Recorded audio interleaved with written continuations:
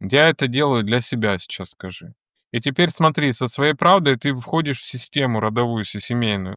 Я делаю это для себя, если вам это интересно, вы присоединяетесь. Это честно, ты можешь вот эту правду отдать семье. Давай, давай, да. Потому что когда я начинаю, помнишь, мы начинали вот эту тему, как у меня есть ожидания от сына, ожидания от мужа. Подожди. Смотрите, у меня такой вот проект. И вам интересно? Если интересно, вы со мной, но такие условия. Если не интересно, ребята, ну не надо навязывать ничего. И сразу становится легче. Смотри, выдыхает. У тебя это паразитные связи, все выдыхается, потому что система освобождается, честность, правда входит, ясность.